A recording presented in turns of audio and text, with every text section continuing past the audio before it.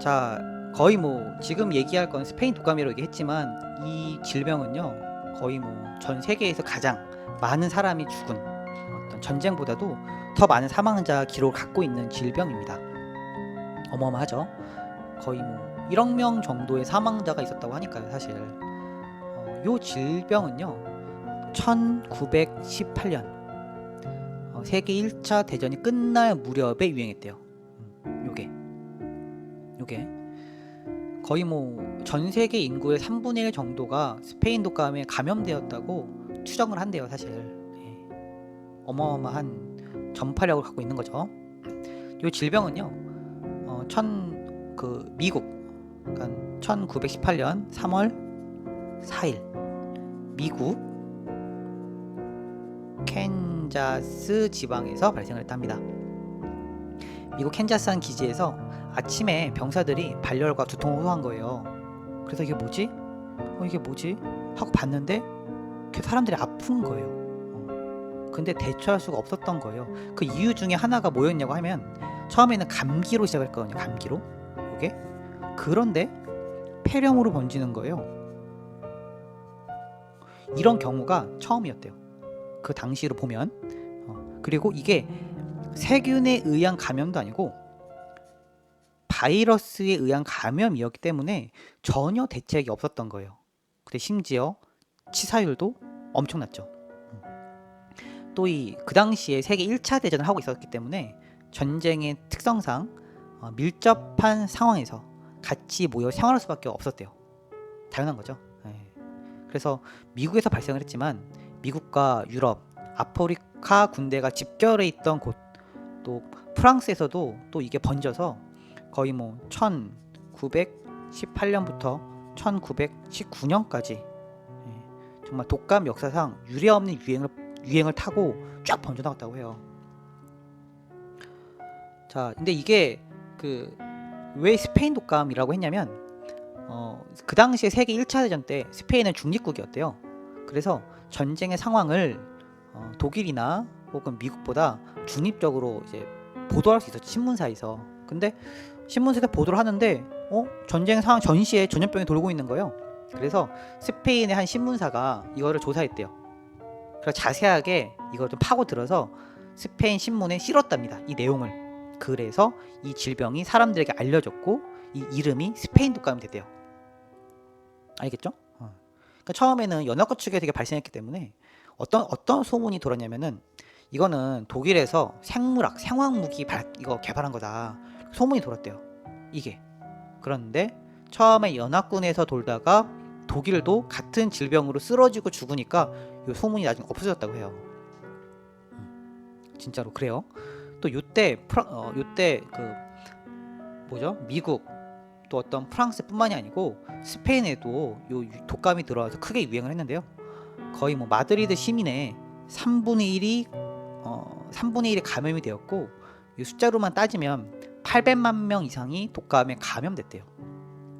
그 당시에. 그리고 말 그대로 사망자 수가 너무 많아서 시체를 수용할 장소가 없었다고 합니다. 진짜 끔찍한 질병이죠. 그러다가 이제 1918년 7월 그러니까 한 4개월 후에요. 한 4개월 후죠. 좀 독감이 수그러들었대요. 이렇게. 그래서 끝나나 보다 이렇게 얘기를 한 거죠. 사람들이 이제 너무나 많은 희생을 치렀고 이제 독감이 이제 끝나나 보다 했는데 문제는 가을과 겨울에 2차 유행이 돈 거예요. 근데 문제는 여기서 바이러스가 변이를 일으켜서 전에 돌던 그 바이러스보다 더 치명적인 상태로 변화가 됐대요. 더 빠르게. 그리고 또 이 바이러스는 아까 말했듯이 감기에서 폐렴으로 합병증을 많이 일으켜서 정말 많은 사망자가 나왔대요. 그래서 예를 들면 미국 필라델피아에서는 이 독감으로 사망한 사람이 10월 둘째 주만 2,600명, 셋째 주에는 4,500명. 어마어마하죠? 또 뉴욕시에서는요 한 주 동안 9,000명이 사망을 했다고 해요. 약이 없으니까. 그런데 감기에 걸렸는데 폐렴으로 바로 이어지고 그 다음에 약 없이 사람도 못 견디고 바로 죽어버리는 거예요. 마치 그 당시 사회 상이 거의 흑사병 때랑 비슷한 양상으로 전개됐다고 해요. 사회 기능이 마비되고 환자는 몰려들고 사람은 계속해서 죽어가고 의료진은 부족해가고 병원은 엉망진창이 되고 모든 공공시설은 폐쇄가 되고 굉장히 심각했죠. 이 스페인 독감의 발병 원인은 뭐 사람의 H1 바이러스와 사람의 H1 시험 나올 수 있으니까 사람의 H1 바이러스와 그리고 조류 인플루엔자 바이러스가 합쳐져서 만들어졌다라는 설이 가장 유력해요. 하지만 그 당시에는 제가 처음 이야기했듯이 바이러스에 대한 개념이 지금처럼 있지 않았어요. 질병을 바이러스가 옮긴다가 아니고 질병은 세균이 옮긴다라는 어떤 뭐라 그러지? 학설이 강했어요. 그래서 원래 아까 말했듯이 페니실린 얘기했죠. 페니실린은 세균을 공격하지 바이러스는 못 잡았잖아요. 얘기했죠. 이거는 앞서 얘기했죠. 이거는. 자, 그래서 그 당시에는 말 그대로 그냥 당한 거죠. 당하고 자연스럽게 없어질 때까지 기다릴 수밖에 없는 이런 상황이었다고 해요.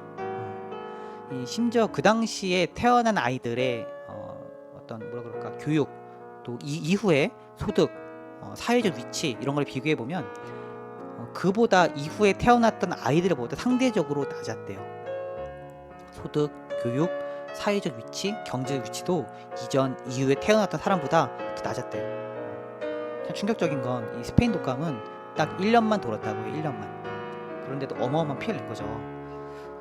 다시 말하면 이 팬데믹 쇼크가 어떤 그 1년에만 국한되는 것이 아니고 그 이후의 시대, 미래까지 충분히 영향을 주는 것으로 지금 조사가 되었다고 해요. 이게 바로 스페인 독감.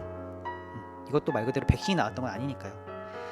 자, 어찌됐든 간에 지금까지 해가지고 일단은 인플루엔자 그리고 또 코로나의 차이점 그리고 또 역사적인 팬데믹의 상황들 그리고 크게 유행했던 스페인 독감 그리고 흑사병에 대해서 알아봤습니다. 일단 시험에는요 이게 뭐 시대별로 구분될 것 같지는 않고요. 그림으로 나와서 어떤 코로나의 그림을 그려주든가 코로나 인플루엔자를 비교한다든가 아니면은 균과 세균과 바이러스를 비교한다든가 이것도 아니면은 질병의 역사 뭐 비교할 수가 있어요. 그래가지고 이렇게 파트를 나눠봐서 강의해봤습니다. 일단 지금 코로나 상태가 이어지고 있고 또 언제 끝날지도 모르는 상황인데요. 여러분들 좀 이 상황들이 그래도 사람들이 예측하기로는 뭐 올해 안에 끝난다라는 말도 굉장히 많더라고요. 언제 끝날지 모르겠지만 우리 좀 힘들지만 또 다 같이 이 상황을 슬기롭게 지혜롭게 잘 이겨내 나갔으면 좋겠습니다. 또 오히려 뭐 학원을 못 가더라도 또 인터넷도 보고 여러분 오히려 혼자 좀 수능 공부하는 데 있어서는 또 도움이 될 수 있으니까요. 너무 안 좋게만 보지 말고 또 좋게 이 기간을 잘해서 극복해 나갔으면 좋겠습니다. 할 건 해야 되니까 여러분들 자 극복해 나갔으면 좋겠어요. 같이 공부하고요. 자 그럼 여기까지 알고의 윤쌤이었습니다. 안녕.